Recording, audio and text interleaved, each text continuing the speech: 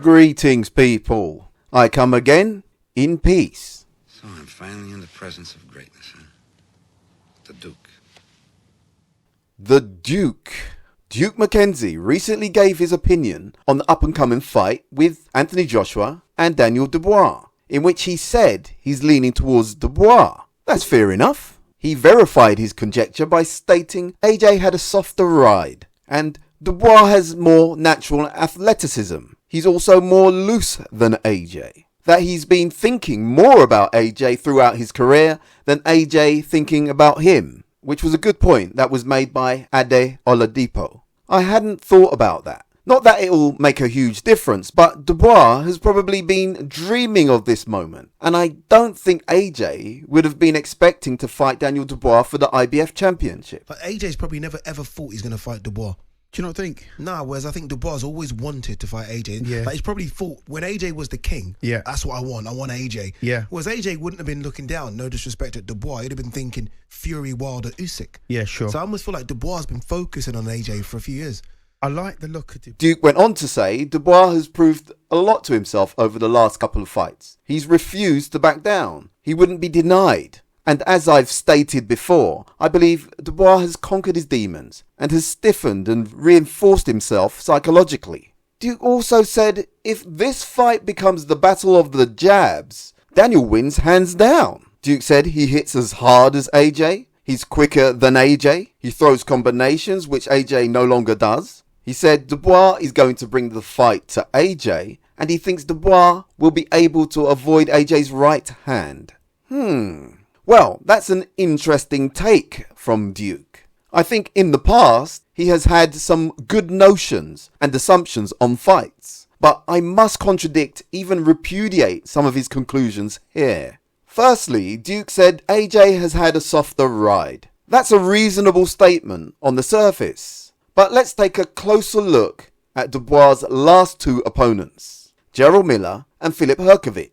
Miller was a 333-pound heavy bag, coming forward taking shots and throwing easily discernible punches while Dubois moved around him until Miller blew a gasket and was taken out. Miller was stopped on his feet and was beaten more by exhaustion than anything else. A good win, considering it was more a character builder, a psychological test for Daniel that he came through with flying colours. But we are talking about Miller, who isn't known for his evasive manoeuvres and elusivity. Meanwhile, AJ took out a competent Otto Wallin, who just come off a win against Murat Gassiev, and who was on a 6-fight win streak after taking Tyson Fury the distance in one of Fury's hardest tests to that point. Many pundits had tipped Wallin to win, or at least give AJ a harder fight. But AJ completely outclassed him. I myself was surprised by how resounding and unequivocal it was.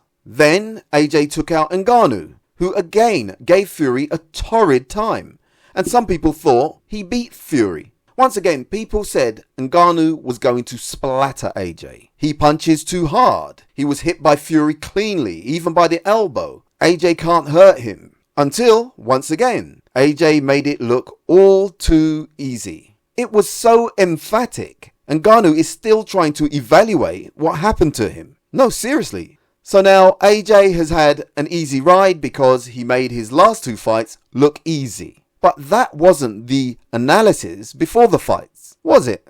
Then Dubois took on Filip Hrgović, which admittedly not many people gave him a chance to win that one. But Dubois done it again. He surprised the naysayers and beat a well-schooled boxer in Filip. Filip had a couple of lackluster fights since the Zhang bout and was noticeably fatigued after the third round in the Dubois fight. Yet once again, Dubois didn't floor Filip like he didn't floor Miller. Filip was stopped on cuts, remember, although I don't doubt he was on his way out. And the referee stopped the fight against Miller before he hit the deck too. The point here is Duke said he thinks Dubois hits as hard as AJ. I promise you that. If this fight is a battle of the jabs, then Dubois wins hands down. He wins hands down. And he's got in my opinion, hits just as hard as AJ. He's quicker than AJ. Dubois... Well, I find it hard to believe Miller and Herkovic would still be on their feet if AJ hit them that many times, that cleanly, and that consistently. Is Dubois more athletic than AJ, as Duke said? I don't think so. I don't think that's applicable. They are both specimens. Is he looser? Again, that's a subjective, abstract assessment. What does that mean to him? That might mean something different for different people. Now, if it becomes a battle of the jabs, would Dubois win? I concur.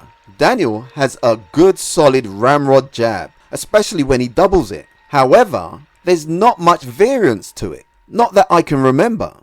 AJ's jab is quicker and diverse. And speaking about quicker, I don't know what Duke is looking at, but there's no way Dubois is quicker than AJ. I think that's a very easy thing to see. Does Daniel Dubois throw more combos? Yes, he does. But that's because he hasn't been punished for it yet. AJ has learned there's a time and place to let your hands go. And I think this up and coming fight will be where Daniel learns for himself.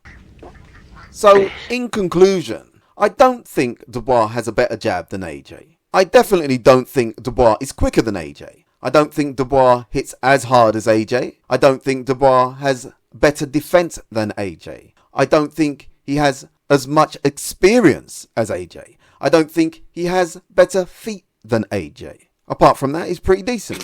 I do think Dubois has youth on his side. I do think he can be relentless. I do think he throws very good combinations. And I do think he has decent speed and good power. Not that one punch power that shocks you to your boots and puts you to sleep. But he has good power. Will it be enough? Well, this will be the litmus test for both men. If Daniel comes through this with a win, he'll be a deserving champion. But I find it hard to see. I think it's an AJ win. I think it's 70-30 in AJ's favour. But it's boxing. Anything can happen.